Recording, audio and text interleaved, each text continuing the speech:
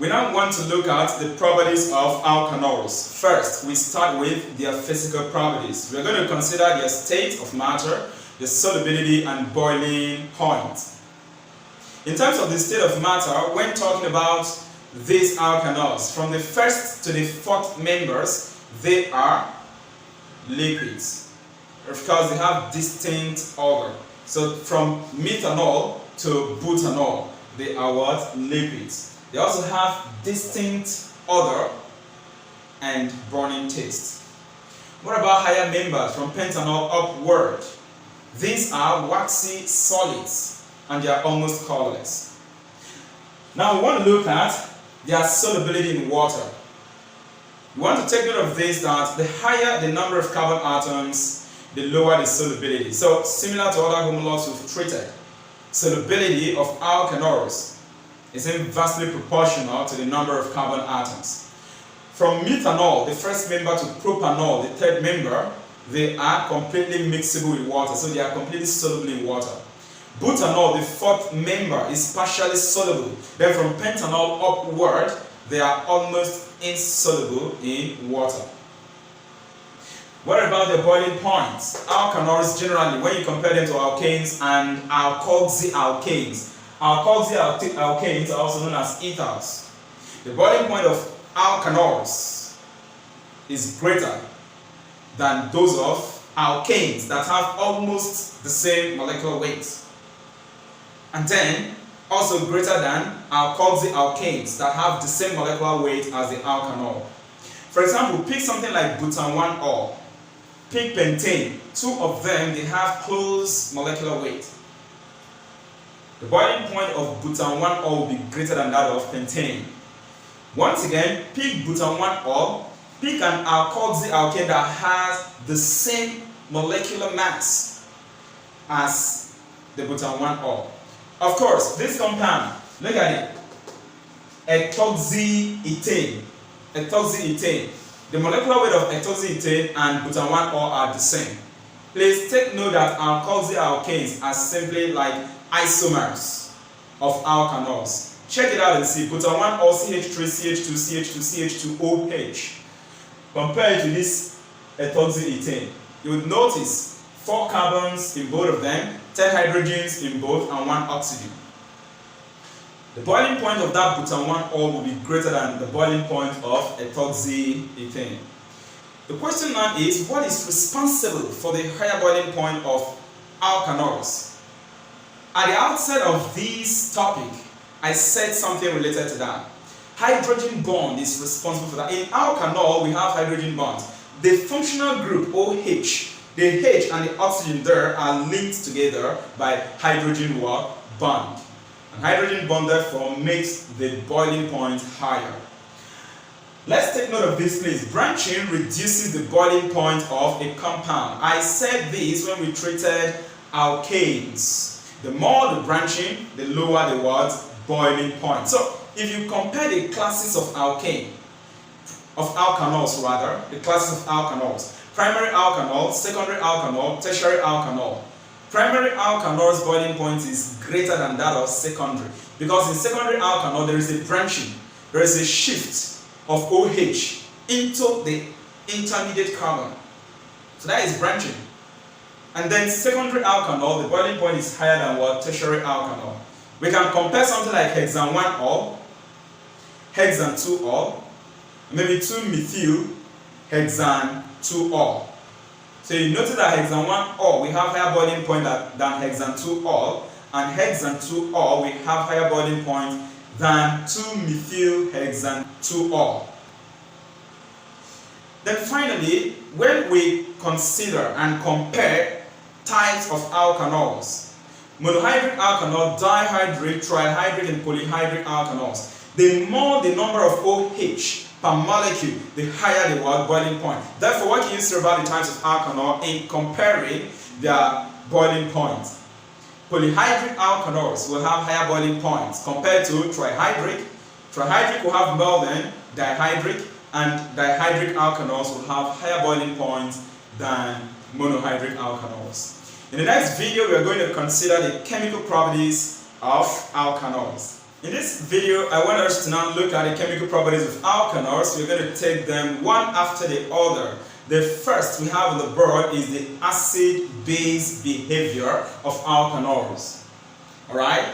There are certain reactions that alkanols will undergo. They will behave as an acid. Others still they behave as a base. It simply means that alkanols are amphoteric. Take note of that. They are amphoteric, just like water is amphoteric, having acid and what? Base property. If you compare the acidic nature of alkanols to water, however, alkanols are less acidic than water. Now we're going to look at cases in which alkanols behave as an acid. Of course, as an acid, we expect them to release hydrogen ion, is that not so? And now the hydrogen ion they release, please take note, is the hydrogen of the functional group. That is the hydrogen of the OH, is that okay? Now when alkanols react with stronger base, that is when you see them behaving as an acid.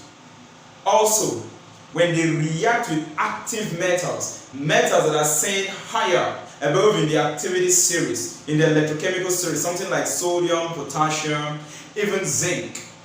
In such cases, alkanols are seen to release hydrogen, thereby making them have or behave as an acid. We have these reactions in the broad water, consider them. With this strong base known as sodamide, during the reaction what happens? This is ethanol and alkanol. It's going to release this hydrogen.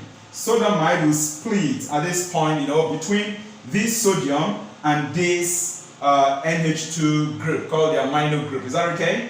In the process, sodium would replace hydrogen in this, giving us the alkoxide group. But metallic alkoxide, not alkyl alkoxide anymore. The metallic alkoxide, because you have sodium there. This is sodium ethoxide. Let me write that, please. Sodium ethoxide. Ethoxide. So that's the name of this compound. It's an alkoxy group. Then ammonia will be given off in the process because this hydrogen will react with the amino group NH2 to give us NH3, and then the ammonia will be given off. What about when alkanol react with stronger bases like sodium hydride? A similar reaction to what I explained here still takes place. Hydrogen will be released. There will be a bond cleavage at this point here, and then this sodium would also break off from this hydrogen. In the process, what is going to happen? Sodium will take this position of hydrogen to give us sodium ethoxide, and then this hydrogen will link to this hydrogen to give us hydrogen gas given off. Let us now consider a case where alkanols react with active metals. I mentioned some of them like sodium, like potassium, like zinc. In that process, this alkanol behaves as an acid, just like the reaction between mineral acids and active metals in the electrochemical series, leading to the production of hydrogen gas. Of course, that is one of the methods of preparing hydrogen gas. You know that, right? Alkanol behaves like that as well too, and hence it has acidic property there. Look at the reaction that we reacted it with sodium. What is going to happen here? This hydrogen will split off here as usual. Remember, it's 2 molecules of ethanol we are using, so H2 would go off. While these 2 Na, 2 molecules of sodium, will now take the position of this living hydrogen, once again giving us sodium ethoxide, and hydrogen gas will be released. Under what conditions will alkanols behave as a base? It happens when they react with strong acid. Take note of that. When they react with strong acid, then they behave as what? A base. And in that process, what they release is the hydroxyl ion, that is OH, no longer hydrogen. In the next video, we are going to treat esterification reaction of alkanols. The next chemical property I like us to look at is esterification. Esterification is generally that reaction that alkanols undergo to produce esters, to produce alkyl alkanoates. This alkyl alkanoate are simply referred to as alkanoates, specifically esters. Is that okay? But we can also have metallic alkanoates. For example, sodium ethanoate is an alkanoate, but of metallic is a salt, alright? The esters produced here, the alkanoids produced here are those of alkyl. Is that okay? Alkyl alkanoid. Well, we know generally that this esterification is a reaction between alkanol and alkanoic acid. However, I want to inform us that it's not only alkanoic acid that undergoes this esterification reaction with alkanols. There are these derivatives of alkanoic acid that also shows similar reaction with alkanols that undergo esterification reaction with alkanols. And these derivatives of alkanoic acid are the acid chloride. We also refer to it as acid chloride. The parent name follows the pattern, alkanoyl chloride. Then another derivative is acid anhydride. Acid anhydride is another derivative of alkanoic acid that undergoes esterification reaction with alkanol. The parent name of acid anhydride comes in two ways. We have the one we call simple anhydride, which has the parent name as alkanoic anhydride. For example, you have something like ethanoic anhydride, propanoic anhydride. These are simple anhydride. We also have mixed anhydride, which has the parent name as alkanoic anhydride. For example, you have something like ethanoic, propanoic anhydride. Anyway, don't worry, when we come to that homologue, we'll treat the nomenclature. Is that okay? Alright, during esterification reaction, our major product is the alkanoid as mentioned, that is esters. But it's also interesting to know the leaving group. There is something that is similar to this leaving group. So we want to look at these chemical reactions, three of them, one for each. First of all, let's consider that of alkanols with alkanoic acid. This reaction is reversible and catalyzed by concentrated acid. Example, concentrated tetraoxosulfate 6. So take note, the reaction, esterification, is catalyzed using concentrated tetraoxosulfate 6. Alright, this is the first one. This compound is ethanol. Alright, this is ethanol. This ethanol reacts with ethanoic acid. Here you can see ethanoic acid. I've chosen to use different color of marker so that in the product we'll see what happens. During the reaction, what is going to happen? This is where the bonds would break. In the alkanol, the bond will break here. Do you see something here? It's going to release the hydrogen, thereby leaving the ethoxide group. This is the alkoxide group. And this group, this oxygen here is negative, while this hydrogen is positive. Coming to the alkanoic acid part, the ethanoic will have here, where will it split? The bond cleavage will be at this point. It's releasing OH there. In the mechanism of reaction, that's what really happens. Is that okay? Now, OH we know is negative. OH is negative, and we know that this oxygen is going to be positive, this carbon here, because this OH is negative, this carbon here is going to be positive. Is that okay? So during the reaction, what's going to happen? Of course, attraction as usual, opposite charges will attract. So we expect that this CH3CH2O, the alkoxide group, will be attracted to this CH3CO. This CH3CO is known as the acyl. The acyl group. ACYL. The acyl group. R, C, doubly bonded to oxygen.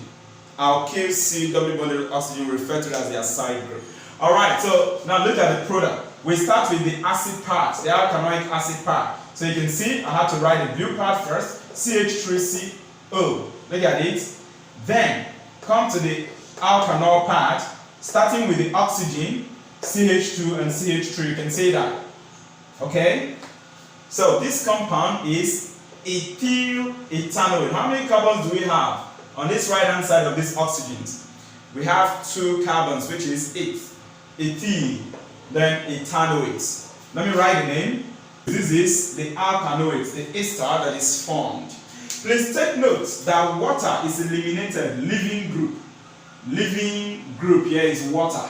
So you see that in esterification reaction between alkanol and alkanoic acid, the living group is water.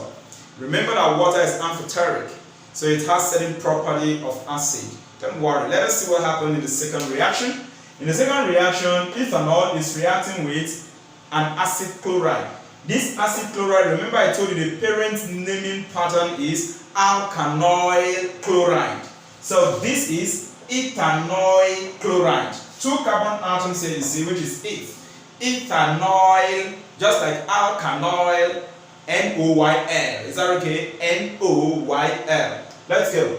Ethanoyl chloride.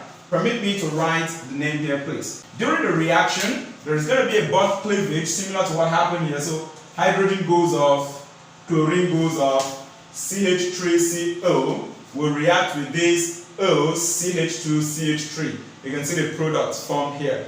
This is an ester, again, ethyl ethanoate because of the compound I used here. Is that okay? Now let us check the leaving group here. This is the leaving group. Leaving group. What is the leaving group in this case? Hydrochloric acid, right? Another acid. So you have water here which is acidic somehow in nature. We have HCl giving off again. What does that tell you? Somehow, it's like we could just say that in esterification reaction, the leaving group, the inorganic compound that is given off, is acidic in nature, right? Good. With alkanoic acid, water goes off. With acid chloride, HCl goes off. Let's see what happens with acid anhydride. This compound is ethanoic anhydride. Ethanoic anhydride. It is a simple acid anhydride. It is a simple acid anhydride. Like I said, when we get to that homologue, we'll treat nomenclature. This is a simple anhydride. Permit me to expand this compound. Permit me to expand it. That thing is CH3, COO.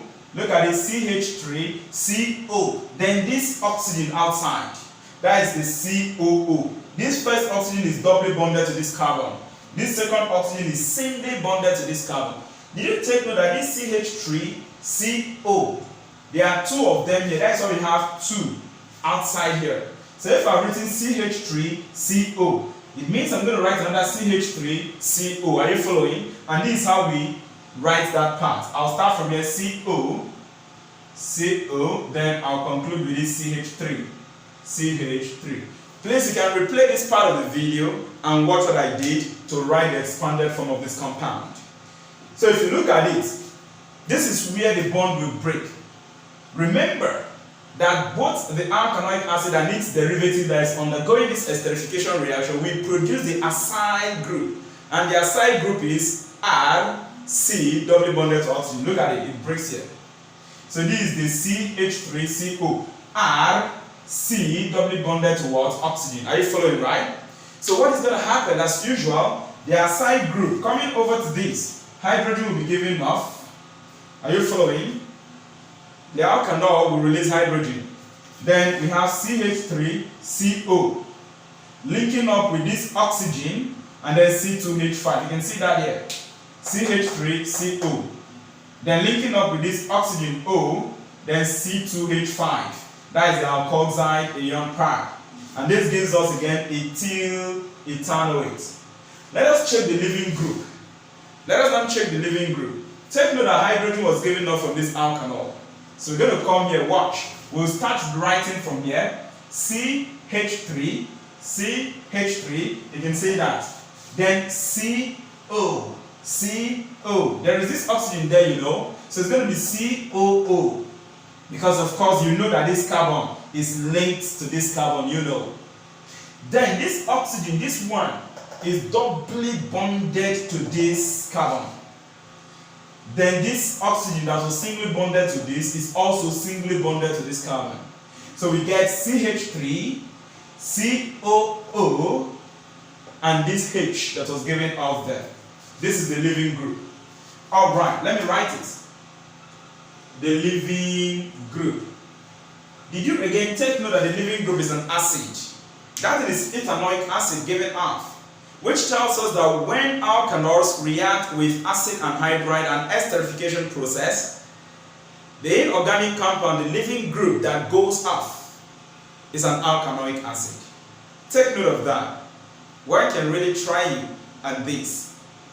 In the next video, we are going to consider the next chemical reaction of alkanols, reaction with halides, both hydrogen halide and other non-metallic halides. We now want to consider the third chemical reaction of alkanols, that's their reaction with halides, either with hydrogen halides or with non-metallic halides. What should you know about this? The final product obtained is basically halogenoalkanes. Is that okay? Basically halogenoalkanes. Now, depending on the halide you are using, water can be given off or hydrogen chloride can be given off, as well as something like sulfur oxide. Remember, depending on the halide that you're using. First, let's start with the reaction between alkanols and hydrogen halide. If you react alkanols with any hydrogen halide, something like hydrogen chloride, hydrogen bromide, hydrogen iodide, or hydrogen fluoride, as the case might be, but we're going to pick hydrogen chloride for this. Is that okay? If you carry out this reaction, halogenoalkane will be obtained. Water will also be produced in the process. To carry out this reaction, we can pass the dry hydrogen halide gas through this alkanol, or we might choose to heat the alkanol with concentrated aqueous solution of the acid. In either way, we will get our product. When we are reacting hydrogen chloride, that is hydrochloric acid, with this primary or secondary alkanols, for example, we require the presence of zinc chloride. We require the presence of zinc chloride. This zinc chloride acts as a nucleophile to supply electron into the reaction mechanism. Is that okay? For the reaction to take place. Take note if it is with primary or what? Secondary alkanols. But with tertiary alkanols, the reaction can actually proceed by reacting the tertiary alkanol with concentrated hydrochloric acid without zinc chloride. I'll tell you the reason for that. Have you heard of Lucas reagent before? It is because of what I just explained regarding the presence of zinc chloride in the case of primary and secondary alkanols, and then no zinc chloride in the presence of tertiary alkanols. That is why primary alkanols or secondary alkanols, specifically primary alkanols, undergo a form of mechanism known as SN2 mechanism. That SN2 mechanism is nucleophilic substitution by molecular mechanism. Remember, we have free radical mechanism, we have elimination mechanism, and then we have substitution mechanism. In the elimination mechanism, we have what we call E1 and E2. That 1 and 2 simply represent unimolecular and bimolecular respectively. So when you talk about SN2, SN2 is nucleophilic substitution by molecular. That is the form of mechanism of reaction that primary alkanols undergo. Tertiary alkanols undergo SN1 mechanism. SN1, which is nucleophilic substitution unimolecular mechanism of reaction. For secondary alkanols, their behavior is between primary and tertiary. That is why in the case of secondary, we still need something to support it. Are you getting me right? We need something to support it so that the reaction will proceed. Alright, as mentioned, the presence of this zinc chloride brings into our mind the concept of this Lucas reagent used to distinguish between the classes of alkanols. So we'll talk about that at the end of the chemical reactions of alkanols. Now let us look at the reaction on the board here. This is ethanol, this is hydrogen chloride or hydrochloric acid. It's going to split here around, and remember it's reacting with hydrochloric acid. Hydrochloric acid is a strong acid, therefore alkanol will be behaving as a base here. Is that clear? Hydrochloric acid is a strong acid, so the alkanol here, the behavior or property will be basic. It's going to release OH. On releasing this OH, this hydrochloric acid will split here as well too. OH and H will react to give you water. Chlorine will take this position. It's a substitution process. And then you will get your chloroethane or ethyl chloride. Similar reaction is also shown when you use something like phosphorus pentachloride or you use thionyl chloride. Thionyl chloride is SOCl2. Now this is the reactions we have on the board here. For phosphorus pentachloride, during the reaction, this OH will break off. Then, that is not all. Coming to the OH itself will still split. So you still have a double split in there. Is that okay? Chlorine will take the position that OH left. So you have this ethyl chloride or chloroethane. Then, one of this hydrogen here will pick one of this chlorine to give you hydrogen chloride. You can say that. You now notice that we have this oxygen that was removed. We have phosphorus, and then we have how many chlorines left here? We're going to have 3 more chlorines. 3 more chlorines. Is that also because one attached this alkyl, one reacted with this hydrogen to give us hydrogen chloride, so 3 will be left. This compound will now be formed, POCl3. That is phosphorus oxochlorate. Is that okay? In the third reaction here, the alkanol is reacting with thionyl chloride. There will be a bond cleavage here. Once again, this alkanol will release OH. Coming to this chlorine will split into 2. To split into 2. One of them would react with this hydrogen. So this OH will also split into 2. Hydrogen will pick one of these chlorine to give us hydrogen chloride. Oxygen would react with this SO to give us sulfur oxide. One of the chlorine would take the position of this OH to give us our halogenoalkane. This is chloroethane as well. In the next video again, we're going to consider another chemical property of alkanols, which is dehydration reaction.